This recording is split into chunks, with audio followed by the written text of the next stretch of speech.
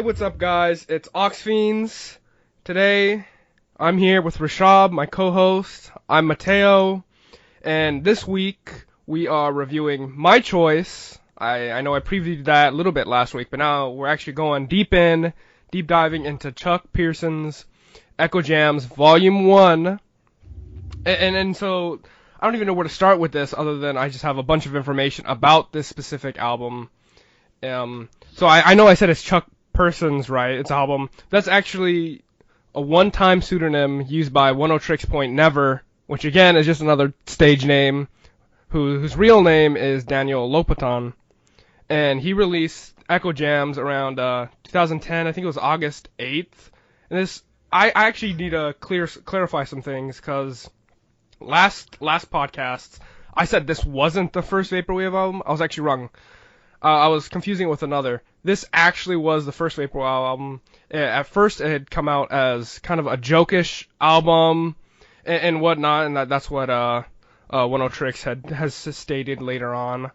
And for Eccojams, the genres kind of include, obviously, it's a Vaporwave album. There's plunderphonics, chopped and screwed genres in this, and for these tracks, I think I should clarify one thing, just because Rishabh and I just watched this off of YouTube, and on YouTube, the creator was Vapor God, I think he was called, and in his description, he uses the track list by whatever, I think the guy's called, and I even double checked the track list, because there's a bunch of different random track lists around on the internet for this album, because there's not any specific set, like 100% one. As far as at least I'm aware, there isn't one, and so I kind of just used mix of that and the Wikipedia, because all the tracks don't really have names other than just fan names. It's just kind of A1, A2, and then it goes. That was really stressful for taking notes, by the way, Mateo. That was just hard. Yeah. Gotta keep track of some timestamps. Yeah, that actually, we'll get into that later when we get into the tracks, but some I had to like make sure what minute and second I was on, because some of them have zero transitions or anything. It just kind of goes into them. Yep. Anyways, I think that's most everything I have to say, just to preface kind of this album, and just so all the audience is aware, that's how we're going to be going by. We'll let you know, so for when we get to each track and whatnot, and what song we're on. But I do want to say kind of why I picked this album. Like, for me, I'm a huge Vaporwave fan. I've been into it for a couple years now. Though this wasn't my first album I'd ever listened to, I've definitely loved some tracks off this album. For me, I just believe it's a great start and intro, especially those to new to Vaporwave, because I mean, there's a ton of different offshoots of Vaporwave now, and I think it's just one of the easiest and kind of clean ways just to get pure Vaporwave. It's just by listening to this album. And especially, because I know this wasn't your first ever Vaporwave experience, was it, Rishabh? No, it wasn't. No? Yeah. So I thought that too. But I'm really interested in your thoughts overall, just like for Vaporwave, because I don't think you've ever listened to this much, especially because a lot of people say Vaporwave's dead, or it's just a joke genre. Even though this album did come out originally kind of as a joke, I think it's definitely stemmed a ton just from that. Sure, yeah. Like, believe me, I believe Vaporwave, just as a whole, and its aesthetic and everything, has way more substance to it than just, it's no one listened to this, just kind of a joke, whatever, you know? Mm-hmm. And that kind of wraps up my pre-thoughts to this album, and kind of why I picked it. I mean, when I had told you about this album, that I was picking it for this episode, did you have any, like, thoughts about it? Have you ever? I don't think you've ever heard of it or anything. I mean, definitely what not, did you think? Yeah. Yeah, I'd never heard of it. So it was pretty much, I was kind of going off of your this is Vaporwave, and it's pretty much sort of the early beginning stages of, or like you said, it was influential, I think, more than that. Anything else. So definitely. That was pretty much what I was going in for. Other than that, I was pretty much blind. I didn't realize how much effort I'd have to put into the timestamps, so that was fun. Yeah. And taking notes and making sure I'm at the exact timestamp that I need to be at. But otherwise, in terms of expectations, I mean, I knew it was influential for Vaporwave, and that's pretty much it. Okay. Yeah. Yeah, and one thing we're gonna be deviating a little different than kind of taking turns for each track. I'll probably just be starting each track, at least just because I had actually found and written down every single sample used in each song, because it is vaporwave, and especially for the first album, that's all they use is just samples and chopping and screwing the different kind of samples and slowing them down and whatnot. And if you guys kind of want to follow along as well, I got them from the Vaporwave wiki, so you just search up Chuck Person's Eccojams Volume 1, and you'll be able to see the entire track list with all the different samples and used by that. So I think it's better late than never just to start up with the first track, A1. Let's do it. The sample used was Africa by Toto. Like, for me, it's good. It's great. It's a classic vaporwave song. I feel like, especially if you're in the know of vaporwave, you definitely have heard this before. And like I was saying, it's just kind of the founding father of vaporwave. You can really just see it with this track, just because there's just something perfect about how it sampled a classic kind of 80s song and just kind of formed the entire genre, just starting off right here. And you can see that in literally every single vaporwave album from now on. It was just 80s and just all kinds of rhythm with that, and I think it was just one of the perfect intros for vaporwave overall. Definitely a good song, I'd say. How do you feel about it? Hey everyone, so let's talk about this album. Mateo has given quite the intro for it, and I was holding off my opinions, Mateo, because I wanted us to get into the tracks. Yeah. And let's talk about the album as a whole already. Look, I'm gonna. You want to skip over the first No. track? Hold on. We're gonna talk about track A1 too, but I feel like, okay, here's my thing: is that my track reviews very much feed into my opinion of the whole album. Okay. So I just have a couple of things I want to talk about in terms of vaporwave, and yeah, like you only asked me about expectations, so I just talked about what I thought before. Now that I've listened to the album, okay. So for me, vaporwave is like something I associate a lot with lo-fi. I mean, is that wrong, Mateo? Those are pretty related genres, would you say? They're definitely different genres and whatnot, but I'd even say like the lo-fi was there before, but I think it kind of stemmed with and kind of grew with vaporwave as well. But they're definitely different. But I understand how you're like the parallels, right? Okay. Yeah, there's definitely a lot of parallels. Yeah. Okay, so here's the thing: is that from what I've listened to and what I think I've listened to as vaporwave, I've enjoyed a lot for sure. This album was not at that level for me. Let's just say that. I pretty much I'm gonna be just really real here, Mateo, and with all the listeners here. Like, all the track reviews that I have are very negative. So, whoa! Spoiler alert. Okay. But I'm still gonna talk about some of the specifics. Okay. Okay. So, and I'll start by talking about A1 here. Yeah, no, I mean it's not good. I didn't like it. And the whole thing of repetition, right? And so this is why I kind of feel like all the tracks kind of lead into like a genre / album discussion, is that like the entire album, like you said, correct me if I'm wrong with the terminology, but like the screwing effects, or what was the exact thing you called it? What did I call it? It was chopped and screw. I mean, that's just a genre. Yeah, the chopped and screw like effects. Yeah. I wrote down my notes. A couple of these tracks is like a scanner effect too, where like the music changes a bunch. Look, 100% A+ for novelty, creativity, and experimentation. Mm-hmm. I'm going to give you that throughout the album. It's new, it's different. I have never necessarily listened to something like this before. Mm-hmm. But to me, this entire album, including track A1, and with a lot of the other tracks, to varying degrees for sure, and we'll talk about that, it's basically like a cool experimental album that's cool for experimentation, but I would not listen to it. I feel like this is a stepping stone to something in the future, like perhaps what vaporwave is now, or what I believe it to be now. So it's definitely, I recognize how it's influential and serves as a basis.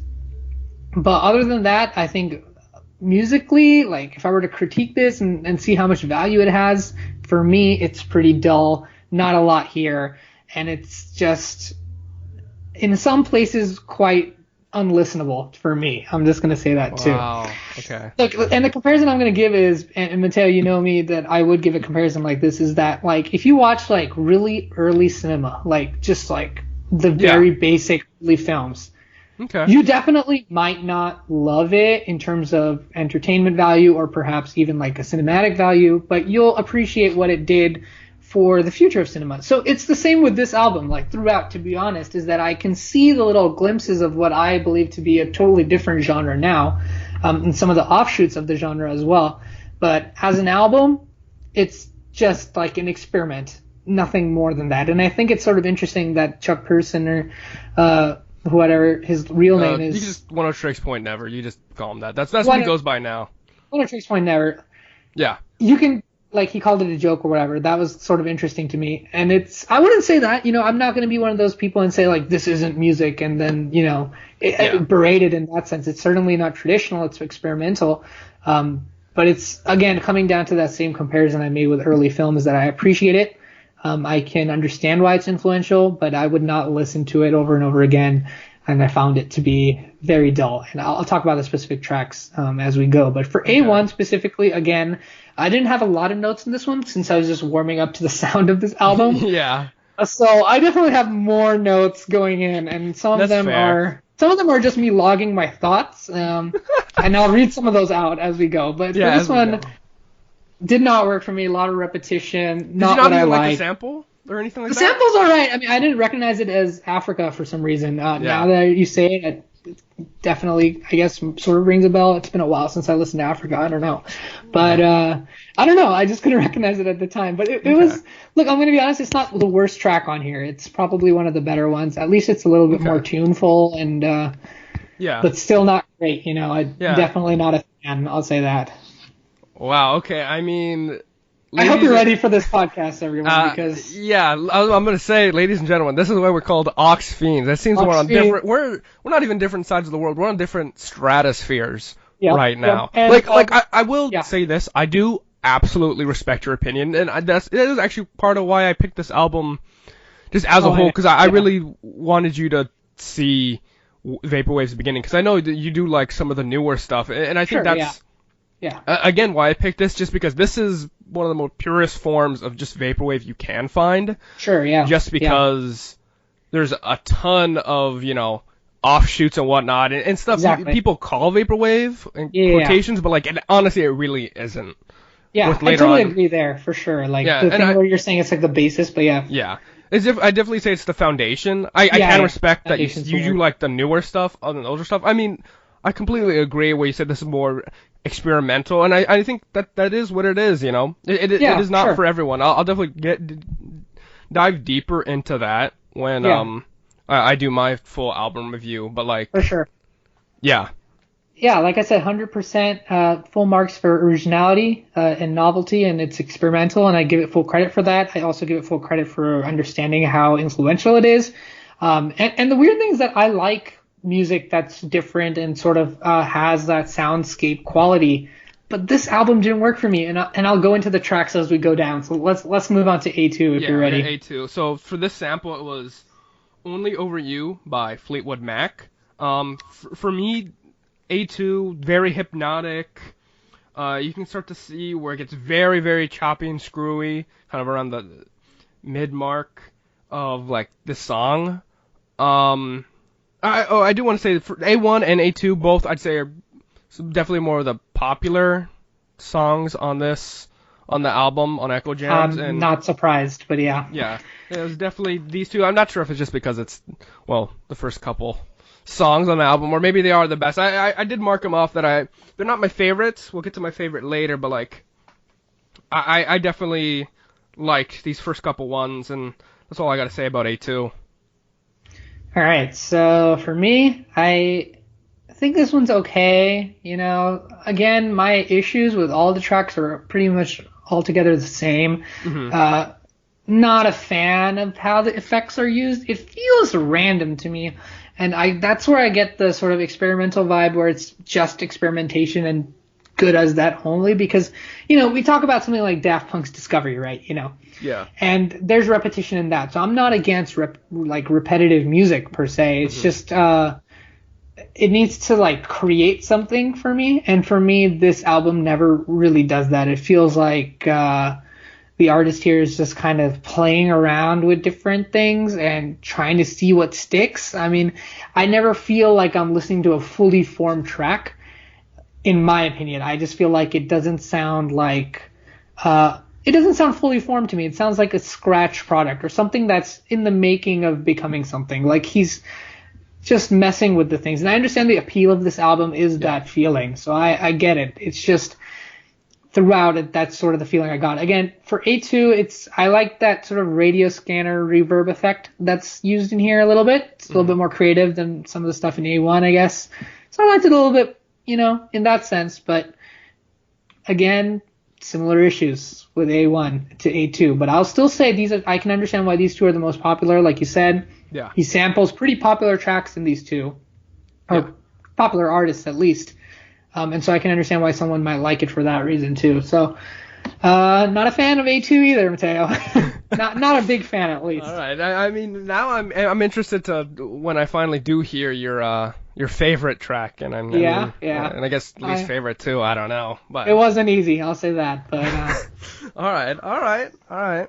And before we'll jump into A3, I do want to say this, like for A2 and a different songs on Eccojams, I do like have not a bunch to say.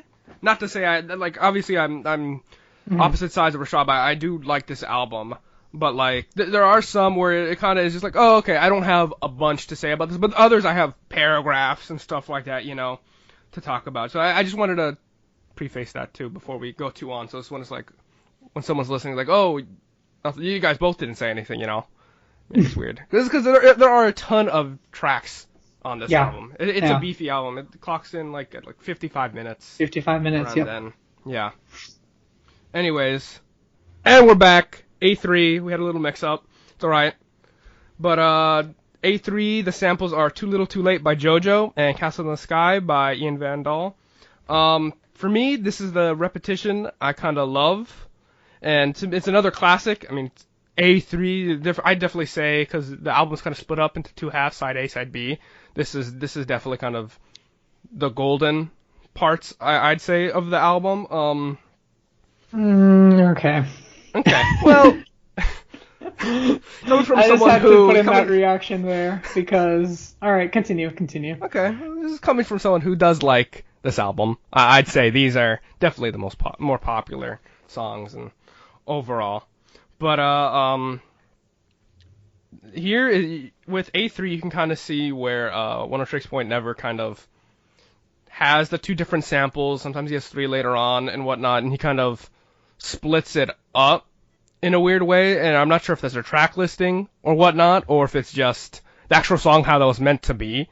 So I'm sure other listeners have kind of curated it to maybe being different parts, just because there are the two samples, and definitely in Eccojams just overall, you can kind of see when when it's each sample's going on, or at least I do because I have the sample listing, but it's like that's definitely kind of when it either changes in parts of the specific song or just changes this track entirely. You can definitely see this starting here, and he has the track record of doing it.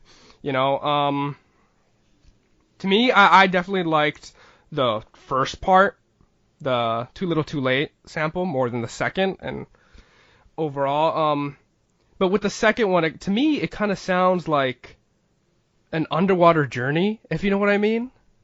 Do you get that? I mean, a little bit. Yeah. It's kind of funny, too, because especially a big part of Vaporwave kind of aesthetic, especially later on, is just kind of those late night drives home, like you're on a journey, you know what I mean? Especially with the music videos and stuff, and like Simpsons Wave and whatnot.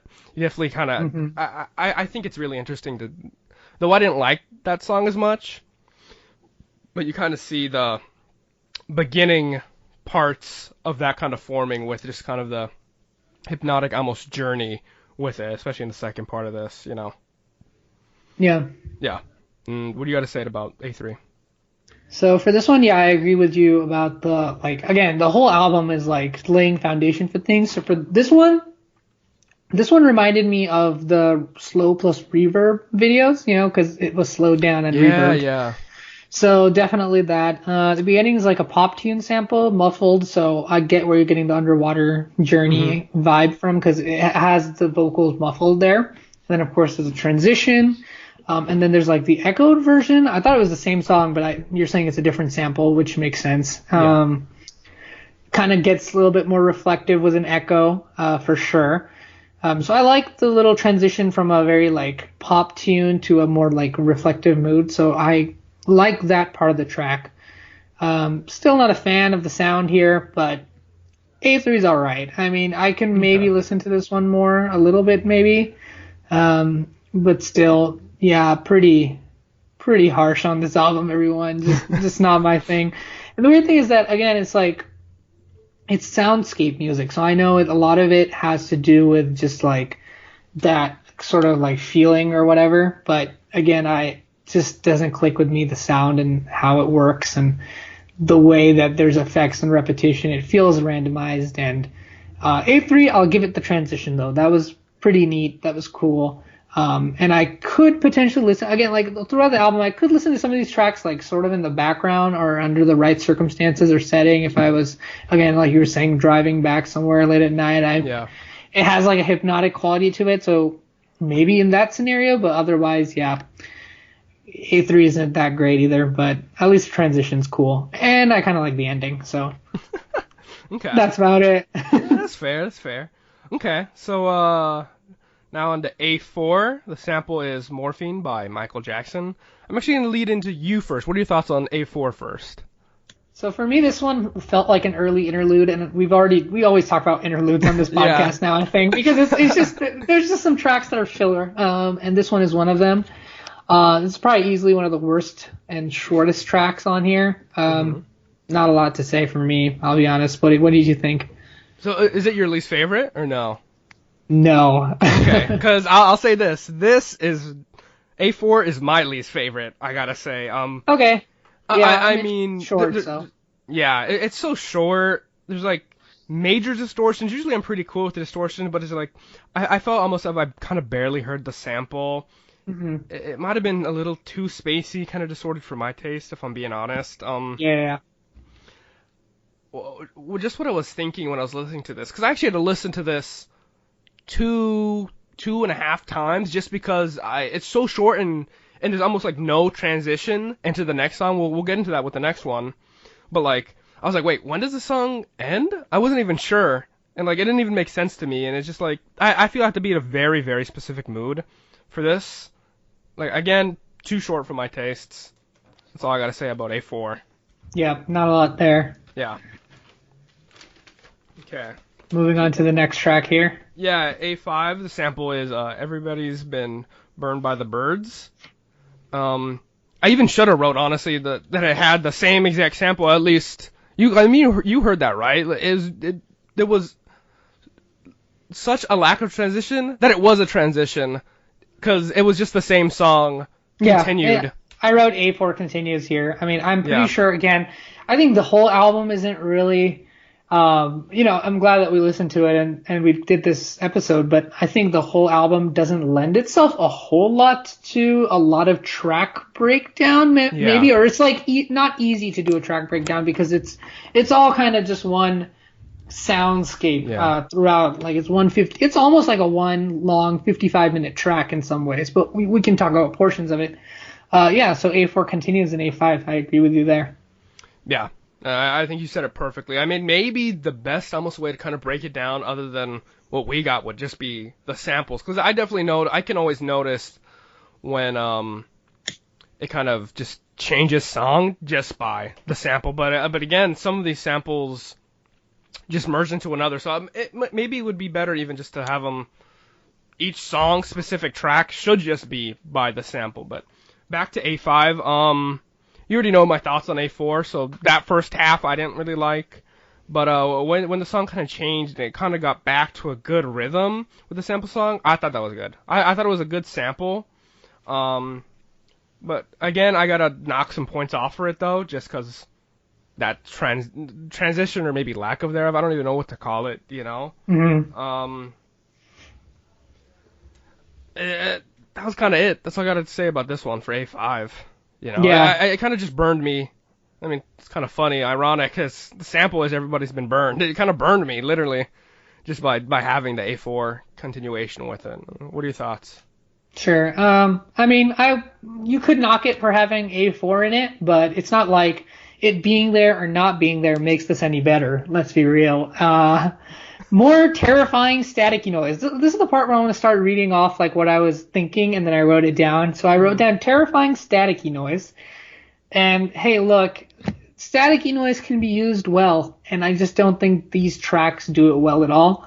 It feels, and this is like the first track where I feel like there's like a lot of harsh dissonance throughout every track. Yeah. It's just like, it's not tuneful. It sounds like mechanic. Like I feel like I'm in a loud factory. And again, I understand that's sort of the appeal of it to some people. I don't find that super appealing. I think dissonance can be used well. I think this is just like, it's just pure dissonance, and it just doesn't sound great to me.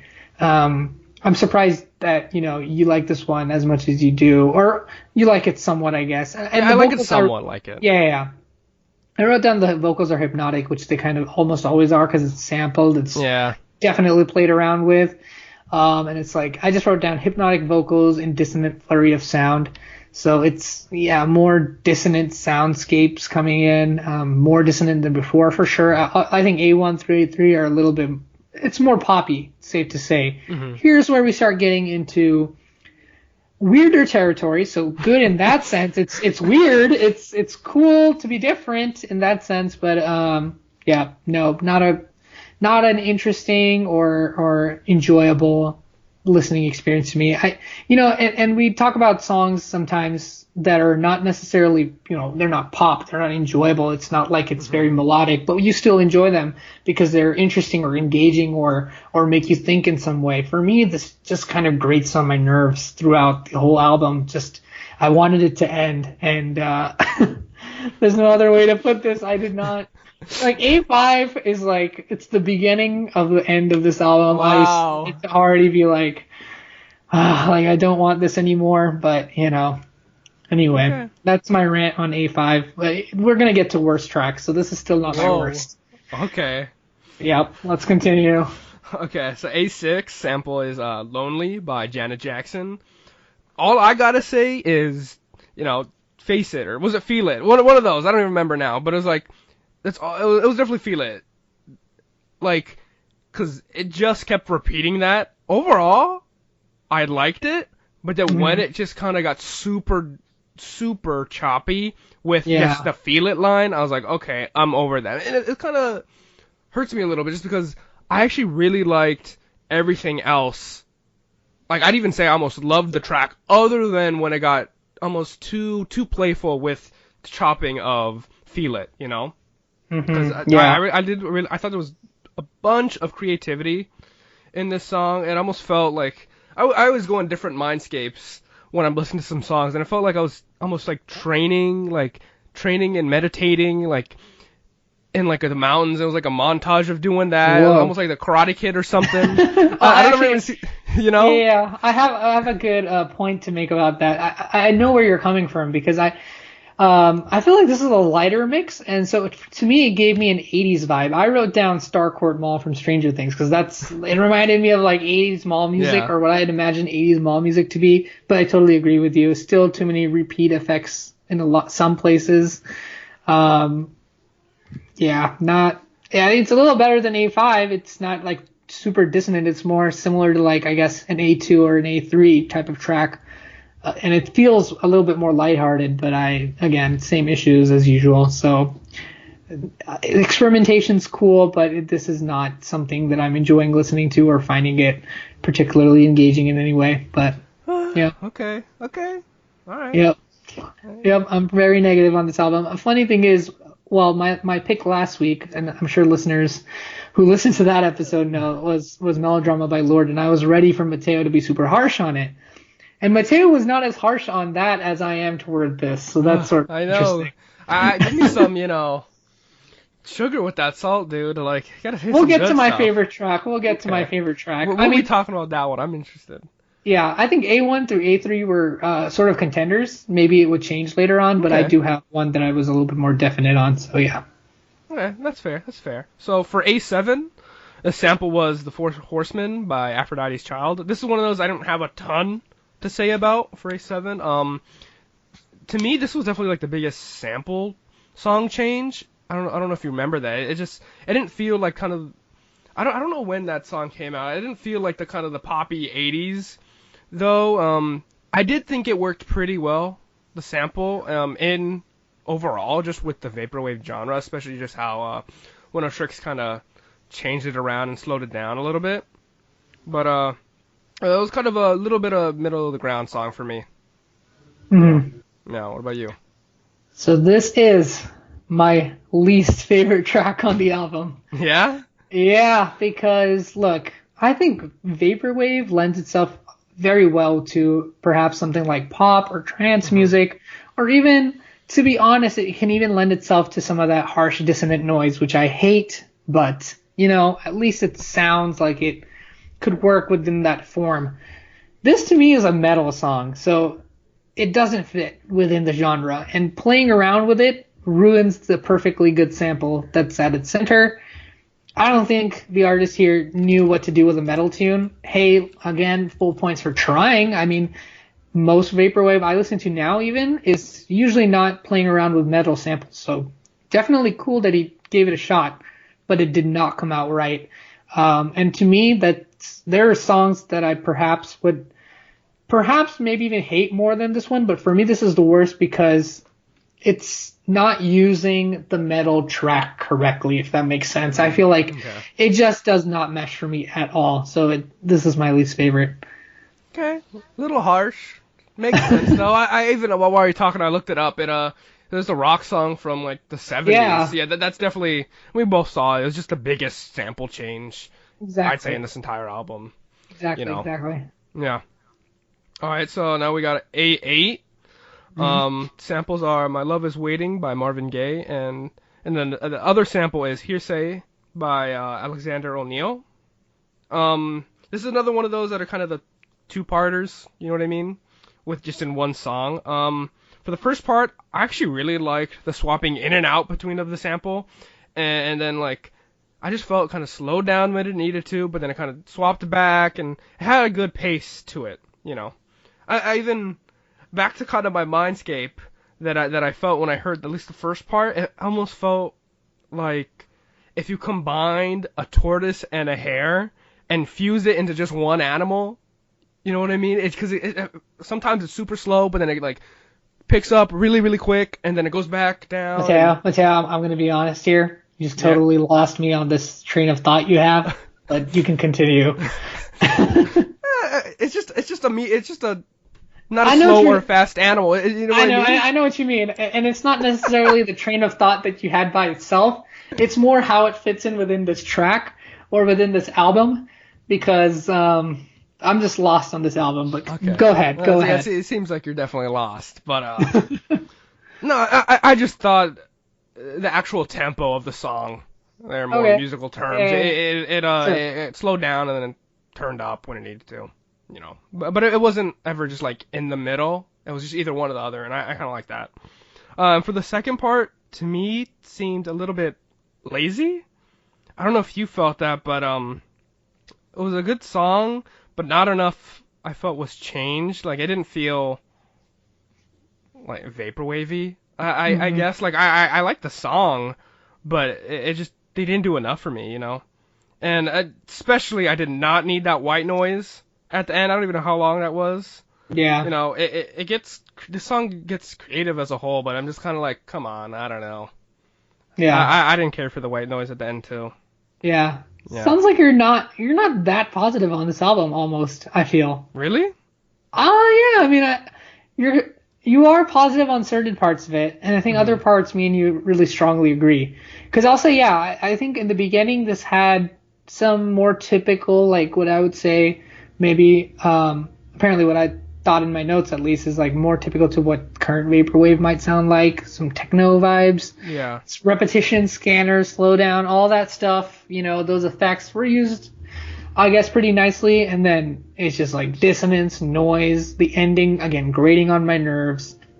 Why, And it's like, for me, a lot of these tracks, and I think that it's cool what they're trying to do in vaporwave in general, but I think a lot of this album, not to sound super like against experimental music, but I felt like it ruined some perfectly good sample tracks, and they could have experimented better around it. You know what I mean? Like I just feel like I've heard vaporwave tracks and I've heard similar soundscape tracks that know how to use their samples well, and this is not it. This is just like, hey, let's just keep playing around and see what sticks. And that's pretty much what I kind of feel with a lot of this album, is that there's not a lot of clarity about where, in terms of musical composition you want to do things. But I actually have a sort of parallel I'll get into too towards the toward my album review, to another thing that kind of lines up with this album, and I can kind of understand it from that lens. But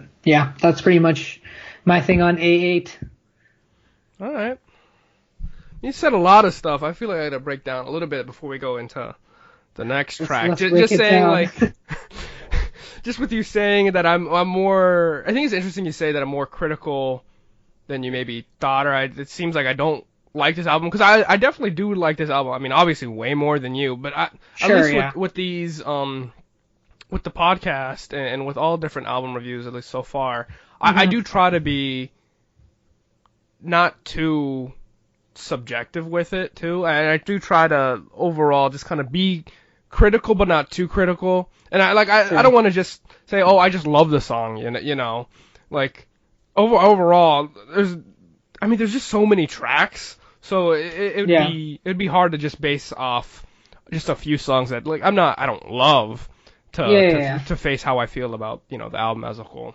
Yeah, I think what I meant is more that, like, there's like certain parts of the tracks too that I think we agree on really heavily. Like you mentioned the white noise thing, and I mentioned in my notes like the dissonance and noise. So I think we agree that certain elements of the tracks don't work. That's pretty much what I was kind of talking about. Okay. Is that, like, in that sense, we agree more than we perhaps were in the beginning or something like that. But yeah. Okay, that's fair. And that kind of wraps us to the end of side A, and now we're into side B, the second side. Starting off with B1. The sample is "Don't Give Up" by Peter Gabriel and Kate Bush. And there's another sample too, "Sweet Little Mystery" by John Martin. I kind of compared this track with A1 because they're both the starting songs of each side. To me, I didn't think this was as strong as A1. Overall, I kind of felt like ethereal jazz. I don't know if you got that. I wrote down similar to A3 actually. At least at the time when I was listening, I felt that it was similar. I think there's some synth and like sort of more regular, like you can hear the vocals a little bit better in this track too. So I noticed that too. But my first note on this one, much like many of these tracks, is dissonant, noisy soundscapes return. So there we go. Okay. Is that for both of the parts or just for B1? For B1. But I mean, because this is another one that you can kind of break up a little bit, like the half of the song, because I had only talked about the first part of this song. Well, Mateo, I'm going to be really honest. From B1 out, I was pretty jaded by this album, so... Whoa, okay. I'm just going to say that I think by B2 and B3, till now my notes have been very, like, lowercase, but I'm seeing a little bit more punctuation marks here, a little bit more uppercase lettering, so... Whoa. Things get pretty intense. Wait, moving on. Have we even gotten to your favorite track yet, though? We definitely have not, but... Okay. But I guess to wrap up B1... all terrible, so... To wrap it up, for my thoughts on the part 2 kind of ish of the song is I'm starting to notice a trend where, at least, again, the track listing we have, the second part is definitely kind of weaker overall on these tracks. Maybe, Yeah, I can kind of notice the trend. I mean, we've seen it before, and we'll see it later on, too, especially when it's double sampled in these songs. But anything else to say about B1? Nope. I'm pretty good for B1. Okay. Leads us into B2. Samples are Gypsy by Fleetwood Mac and Love TKO. This is performed by A lot of Teddy Fleetwood Mac. Pendergrass. I'm just noticing that right now, but a Yeah. lot of Fleetwood Mac. A lot of 70s, to be honest. Yeah. Yeah, that's actually kind of funny. 'Cause when you think about vaporwave, you're like, oh yeah, 80s samples, 80s aesthetic, Exactly. everything. But it's like, Yep. oh wait, for the founding album, a lot of 70s. 70s, a lot of 70s actually. A lot Yeah. of 70s, yeah. I thought this song was, I don't know if that's the right words, but I thought it was hilarious at Terrible. first. How about it was terrible? Okay, I well, mean, let me finish up. tell me why it's hilarious. I get it. I didn't think this was like a super. This is not one I'd totally go back to, but it felt almost like I was like an entry level like NPC or like enemy in like a video game, and I was just like I was just like getting completely pummeled by like the main character of the story or the game or the player. You know what I mean? That's why I just thought it was just so funny. I don't know. Like this is definitely not one of the better tracks, at least for the first part, but that's just why I thought it was so hilarious. And then I know I just got done saying there was a trend of the second part of these kind of songs kind of being weaker, but actually I thought this second part with the Love TKO sample was way better. I was like, well, this is a switcheroo, you know. Sure, you know, this was I got back into the kind of the classic vaporwave groove. I love the choppiness. Yes. Yeah. I liked the voice the kid. I don't know if you heard the kid. I don't know if the kid is like on the song or not, but it might just be it might be a high pitched vocal. I mean, I'm not sure, but okay, maybe it sounded like a kid, or maybe that was just another like they just took a sample from like a movie or something when it was saying the same words. Because I loved it when that voice was intertwined with the actual sample of the song as well, and like overall, definitely second part was way better for me. Yeah, I'd agree with that. This is another one, guys, where I'm just going to read off my notes so you feel the journey that I had with this song and some of the hatred I had, especially in the first half, where I wrote dissonant build up to, and then it's all in caps lock, dissonant noise repetition. And then I wrote in caps lock, dissonant static. And then I wrote down sarcastically, can we please have more static? And then ironically, or unironically, right after I write that, I wrote down in caps lock, airplane noises. So pretty much up to this point, I'm not having a great time. You know, I've mentioned a million times, cool experimentation, not a great sound. And then I write, okay, now we got a transition, and this sounds much better than dissonant static. And then voice chopping was kind of a cool effect. So overall, second half was like, I wouldn't even say I liked it, but it was a relief from the first half. So in that sense, it's quote unquote good. But overall, this is probably one of the worst tracks on the album. I mean, apart from the metal one, I'd say this is probably second. The metal one really for me it's about you ruined a perfectly good sample. Here it's just terrible to begin with. So I mean, there's nothing to rescue. Yeah, why is there a whole part where there's just a bunch of white noise is beyond me. It's an interesting choice for sure. It doesn't go well with the track. It felt terrible. I mean, it sounds like I said, I feel like I'm in a machine or a factory and I'm having to sit down here and listen to machine and factory noises because I have this podcast. But at this point, B2, I was really done. I mean, I know we still have a lot to go through. Oh my god. I was really close to being done. I mean, I was really getting just not liking this album at B2 at all. It's worse. Honestly, I almost want to switch my worst to B2. I'm not going to do that because to me somehow messing with a metal song still feels like a bigger issue to me, but B2 is bad. B2 is really bad. Do not listen to B2. No, definitely listen to B2, at least like the second half of it. Yeah, definitely listen to B2. The second half is better if you listen to the first half because at least you've gone through the pain of the first half, and then the second half is like, okay, I'm done listening to machine factory noises. I can listen to something. That bad. What's wrong with being in a machine factory and like listening to the noises? I would do that. That's what I'm saying, man. Is that there's been times where I enjoy soundscapey noises. I like atmospheric music. This is not one of those times. This sounds absolutely terrible. I mean, it really grates on your nerves. That's the only way I can really describe it. Is where look, as I said earlier, I'm not going to be one of those people who says this isn't music or whatever, because I get it. It's untraditional. It's definitely different from traditional music, but it's still music by definition, you know. But for me, no. I mean, this is just, it sounds terrible. It just hurts my brain, and I... Hearing all this hurts my brain. I know. I need to go. I'm done with B2 now. I don't want to hear any more of this blasphemy. The funny thing is, I'm trying to not even be too harsh. I'm actually just B2 was terrible. Let's never revisit this. Oh my gosh. Okay. Well, B3. Let's get away from that. Samples are Baker Street by Gary Rafferty, and another sample is Separate Lives by Phil Collins and Marilyn Martin. For the first kind of part again, I like the drums in the back, good rhythm. It kind of felt like I was another Mindscape. Felt like I was kind of sneaking into a castle almost. I don't know if you've ever seen Castle of Cagliostro, one of Hayao Miyazaki's one of his first movies, but it kind of reminded me of his soundtrack with his first part. Yeah, get the visuals, but yeah. And then the second part, I don't even recall that. I was just like, I wrote down. I'm just reading off what I wrote. Alvin and the Chipmunks? ? I wrote that down. Mateo. Yeah. You know what I mean? That's crazy. I wrote down literally Alvin and the Chipmunks. I wrote down high-pitched vocals are here. Sorry if I screamed too much into the mic there, but I wrote down Alvin and the Chipmunks. Yeah, like, it was just, like, very jarring, as most, like, samples in Vaporwave is not high-pitched at all. It was completely the opposite. Like, I was not prepared for this at all. Yep. Like, this was pitched up way more than I'm used to, like... I don't know. I kind of like the screwiness with the song in between the kind of, I just called them, quote, chipmunk tunes. Yep. You know? I wrote down Alvin and the Chipmunks, so I agree there. Yeah, I don't know. That was just kind of funny. It's just like, I didn't know we were sampling Alvin and the Chipmunks now, you know, but those are my thoughts on B3.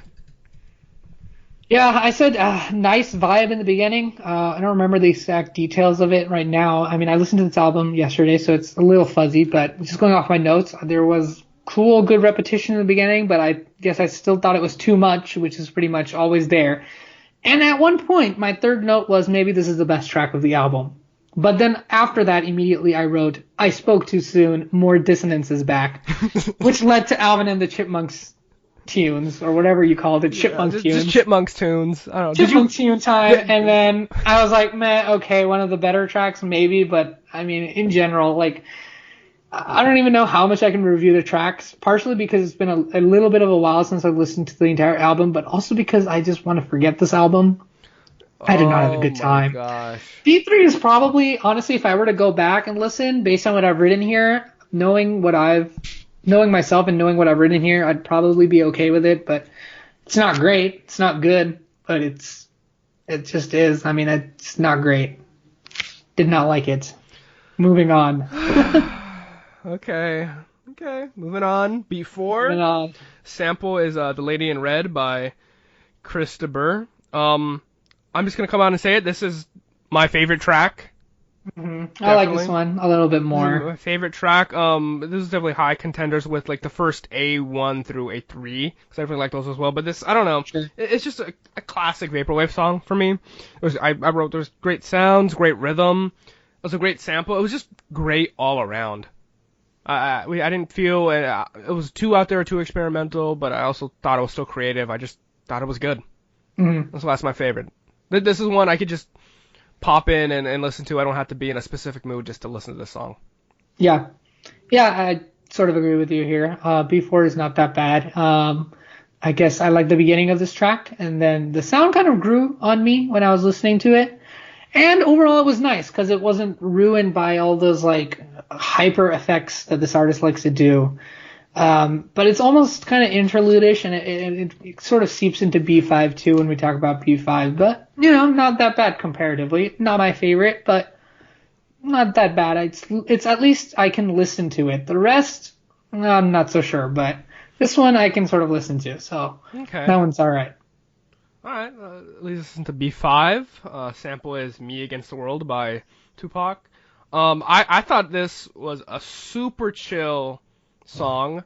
I was actually kind of a top contender for me. And it was weird because I guess I had never done a full album listen through of Eccojams, but I guess I just had never heard this one before. I skipped over it, but like I'm definitely will be coming back to the song and listen to it again.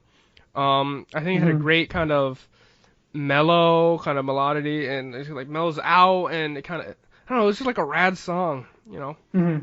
It kept enough of the sample, but it still had a good enough amount of change with it. Yeah, what'd you think? This is my favorite track off the album. So I realized why now is because at the time I didn't realize this was a Tupac sample, and that would explain a lot because I really like Tupac, even though I'm not exhaustive with Tupac at all. There's really only a few tracks that I like of his, and perhaps for listen more of his music, I'd get into it more. But I like his music, and so that makes sense. I wrote down it had like a cool 90s R&B sample, but it totally makes sense if it were Tupac and me kind of enjoying it for that reason. Sounds a little bit more like what I would imagine contemporary vaporwave would sort of sound like.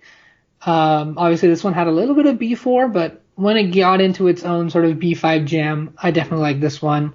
Definitely echoing your mellow sort of sentiments. I don't remember exactly, but I wrote down like a cool R&B-ish tune, so I'd imagine it was quite mellow at the time when I was listening. But yeah, best track off the album for me. Comparatively, I mean, again, if I wanted to listen to a Tupac track, though, I'd just listen to that rather than listen to whatever, version of this that they've tried to create with this. Right. I mean, it's again my favorite off the album, but mostly probably because of the sample rather than anything else. So that's my thing for B5. All right, I do want to say before we go to B6, I definitely actually think this is probably one of the most underrated tracks off the album. I mean, because I had never heard it before. Maybe. Like, definitely it's always, people know about B4, they definitely know that. And, like, the first couple inside A, they always talk about those, like, people online and whatnot. I think definitely if I were to not go with B5, I would say something from the early A tracks, just because it has a little bit more of a pop tune that I can kind of gravitate towards. But B5, good for the sample. I like the sample here, so I think that's what it comes down to for me. Okay. B6, the sample is These Dreams by Heart.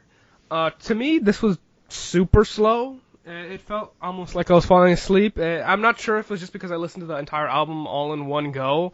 And I'll say it, maybe I was in a slump with all the repetitiveness and stuff like that. There we go. I'll say this.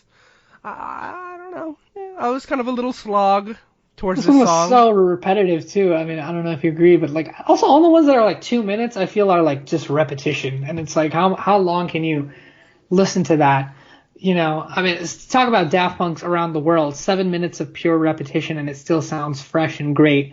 And then I can't even get through 2 minutes of repetition from this album. So that's apples and oranges. Daft Punk is for the mainstream audience. Is it really though? Eccojams is for vaporwave is and always will be just a small little online niche. Like, that's what it is. It's not for mainstream. Like, I get what you're saying, but like just music, like in the form of like just musical form, that's my thing. Is that like this maybe for artist this song, just doesn't know how to use repetition that well.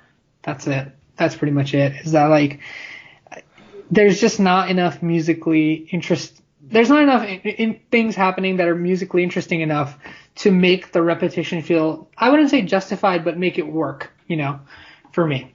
And B6 is evidence of that, where it's so heavy on repetition. I think all the 2 minute tracks are heavy on repetition. And this one also sort of resembles an interlude too, so. Yeah, I even was thinking that when I had listened to this. And I don't know, I feel like it's a little unfair. You're saying it's just like the artist had no idea what they were doing or anything like that. It's like, do I gotta remind you, this is the first album in the vaporwave genre. Like, he had nothing to go off of, And I admitted that, and I am coming with that sort of hindsight bias. I think you need to have that hindsight, Hindsight. Well, I am. I definitely am, and I give someone's it. Being as a little I said, too harsh.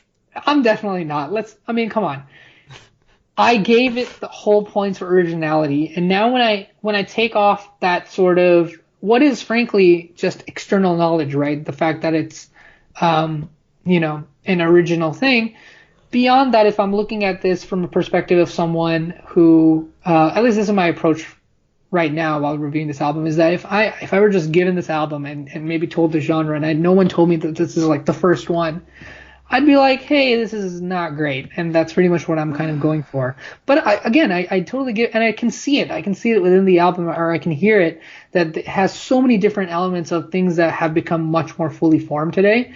So I would totally give Chuck Pearson, or I forgot the whole name you gave. One of Tricks Point Never. One of Tricks Point Never. Yeah. The full marks for creating something that's, original in that sense, but beyond that, I don't know.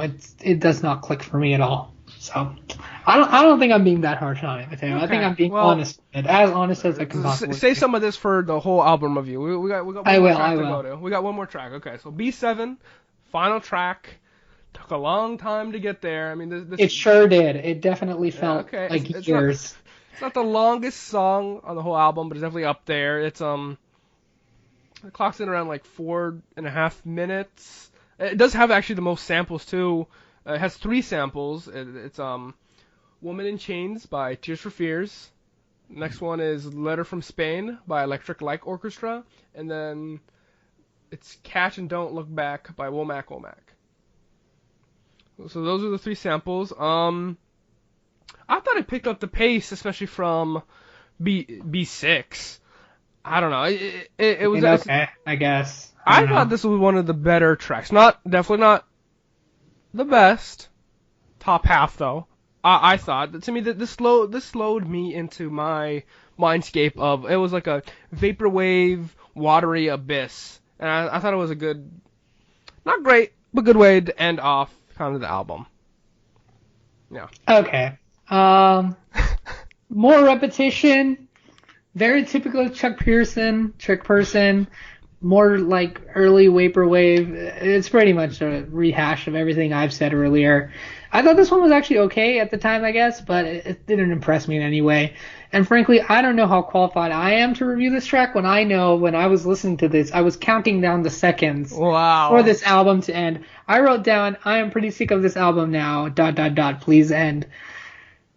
And hey, let's get into if you don't mind, Mateo, let's get into our full album review, because I think I've spoken most of what I wanted to say. Yeah, I'm sure you have. Was there anything else to wrap up your album review? I mean, save because you rated it, yeah? Save the rating for when I saved mine. No, you didn't rate it?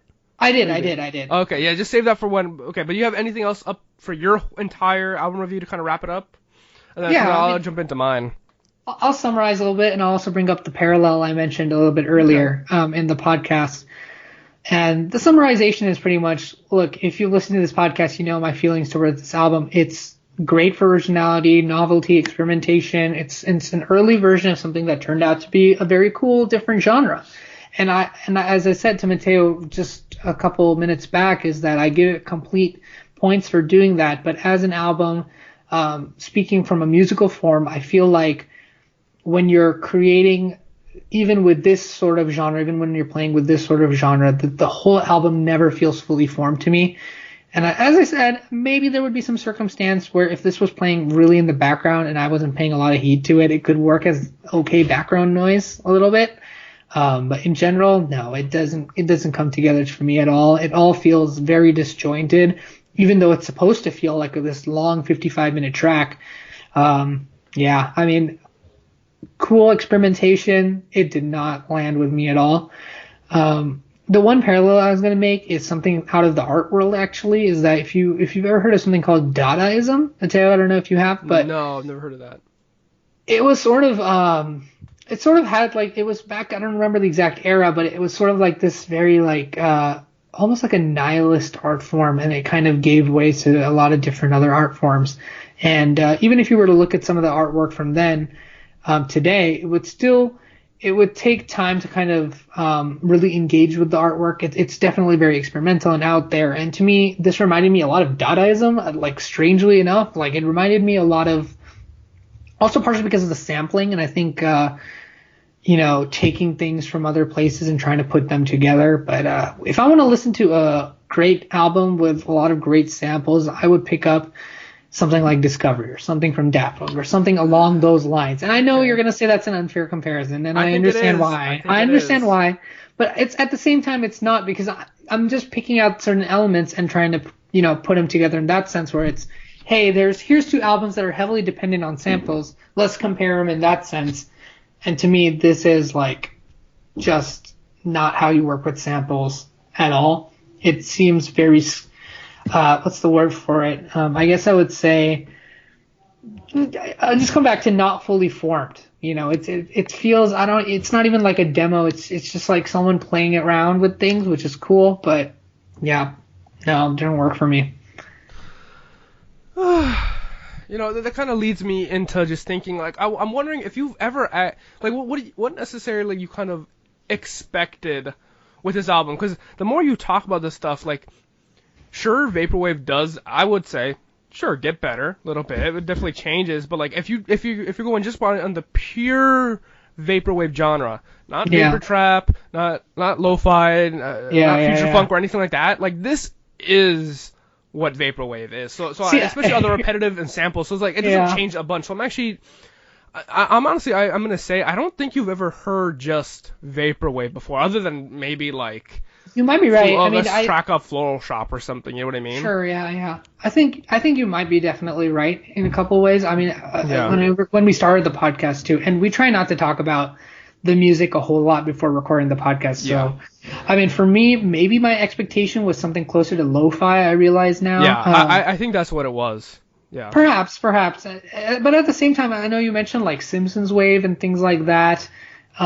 Things that are sort of like almost like Vaporwave, treading into maybe lo-fi area. To me, it kind of coalesces a lot together. I know that's not how it's supposed to be, and I'm not super well versed with like the exact differences in all the genres. But you know, regardless of all that, you know, even putting away my expectations, when I'm listening to music, and I do like music, like I mentioned earlier, I do like music that has a soundscape quality to it, and it has a very like ethereal quality to it. This to me is just like, I recognize it as music. It's a work of music for sure. It's very far away from traditional works, but again, to me, it doesn't feel fully formed. It feels like someone playing around with a bunch of dials and notches and trying to see what sticks. And maybe it should have just stayed that way and then maybe kept on working toward it until it became something real. Or if this is really how, you know, modern vaporwave sounds like today, or maybe how vaporwave has kind of always been, then I guess like maybe I'm not super into the genre. I think I can I think you hit it on the head there. I don't think overall vaporwave is not for everyone. I mean, it's the reason why it's not mainstream. Like, and hey, look, I don't listen to it, but you know, yeah. I don't think it is your type of music, just kind of overall. You know what I mean? Sure. Maybe definitely the offshoots probably are, but like I think just pure vaporwave is not your thing. Probably not. And the like random metaphor I was gonna make is like this is sort of like not exactly correct, but it's almost like if you had someone who only likes to drink like the super sugary drinks at Starbucks, not saying anything against that, those are great sometimes, but you know, if you were to say to someone that's coffee their entire life and then hand them a cup of black coffee and then say that's coffee, you're going to have a very sort of different reaction. And to me, I feel like for me, that sugary cup was maybe whatever version of vaporwave or lo-fi I had in my head. And then listening to this and being just maybe taken aback by it. You know, maybe I'll give this another listen someday for certain tracks, and maybe my opinion will change. But at the moment, I'm negative on this one. Go ahead with your album review. Yeah, so my album review. I've said it before, I'll say it again. Dude, it's the founding vaporwave album. It gets points just for that. Like, it doesn't matter if you guys don't think it's fair or not, but like for me, I love the genre as a whole and all its offshoots and just pure vaporwave. Like, it gets points for it, you know. Like, I will say, I didn't like it as much as I necessarily thought. I still rated it high, but you know, for what it is, to me, it's still amazing. It's not the best. Still amazing just for what it is. Like, there's still a bunch of stellar tracks on this, especially A1 to A3, B4, obviously my favorite. Just like, those are just, I can listen to those kind of any time. I will say there are some slogs, definitely towards like the middle around then, just kind of I'm like, okay, you're definitely experimenting around here. It's not for everyone. Like, but I think that leads into the album as a whole. Like, vaporwave and this album just like isn't for everyone. You know, the only reason I'd even say like to maybe listen to this is to get a vaporwave kind of history lesson. Because I would even say like definitely check out a couple of these tracks. But unlike some of the other albums we had reviewed, I don't think you need to listen to Eccojams all the way through, and unless you kind of want that early founding vaporwave lesson and just kind of see where it's kind of grown from. But other than that, I'd say definitely check out the hits of this, you know. And before I say, because I'm kind of winding down, before I say what I rated out of 10, I do want to say, Rishabh, I am glad you listened to this. I think you came in with an open mind, you know. I did. I tried. I'm not, and I want to say this too, for as the episodes as they come, like, I'm not always going to pick a 10 out of 10, and I'm not going to always try to, too. Because obviously I had listened to, like, we both listened to, like, Discovery 4, and I had always will love that. But also, like, I had never listened to this album all the way through, too, so not just to get your and the audience's kind of thoughts on the album, too, I kind of liked it to get and correlate all my thoughts on this album as well. And I think definitely. I'm definitely glad I had picked this, just because I know at the end of the day, we're more future episodes, too. I do want to introduce some other, maybe not weirder, but other kind of offshoots and maybe more normalized too, and I think it was just important too to have this. I picked this Eccojams album before I go into different and other types of not just vaporwave, but just other types of not as mainstream music. It just kind of butters up and, you know, primes people's ears. I would say, but that kind of leaves me with what I rated out of 10. To me, especially after hearing you talk, you make me kind of want to dock it down 1 point. You're definitely not gonna. I don't think you're definitely not gonna agree with where I put it, but I'm not gonna dock it down again just because what this album is and what it kind of means and how it was the future and beginning of vaporwave. To me, I put this album as a 8 out of 10. Okay. Yeah. Don't agree with that, as you all know by now. Yeah. I'm gonna go with 3 out of 10. I was kind of going between 2 to 4 in that range. I think 2 is way too low. I think 4 is maybe a little too high.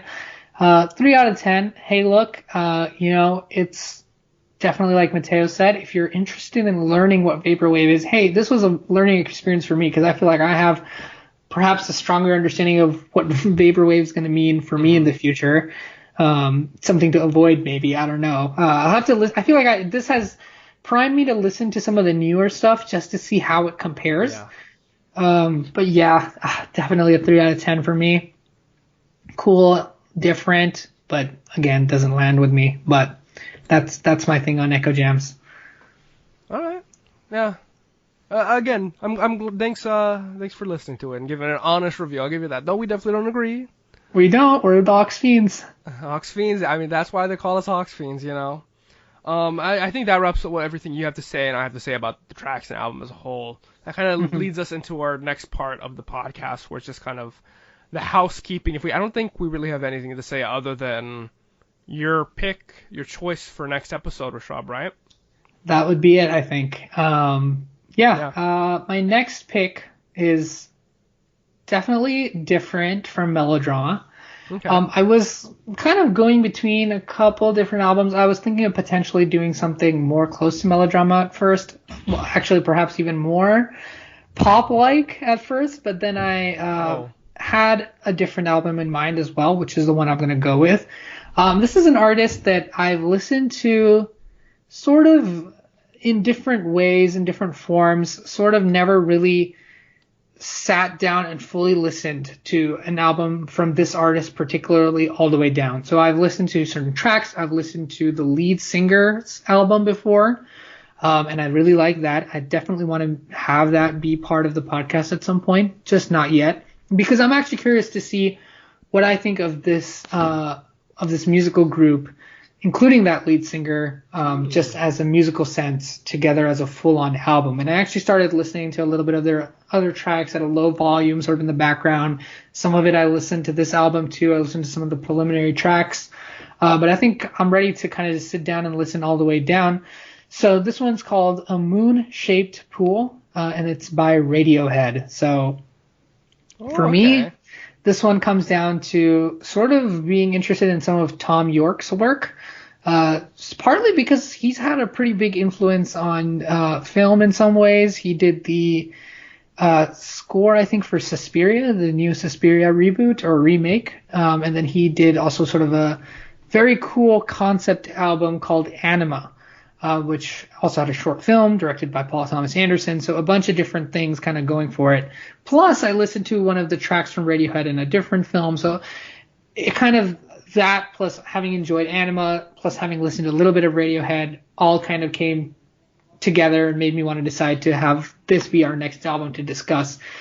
Mateo, I'm eager for you to listen to this one. I personally think we're going to reach more solid middle ground on this one. I think some of the sound is it's almost like an album that I think is going to have us meet halfway in some ways. I think there's going to be things you won't like. I think there's going to be things I like, some things you like, and so on. But A Moon-Shaped Pool by Radiohead, that's the one. All right. And so be sure to listen to that one before checking out our next episode.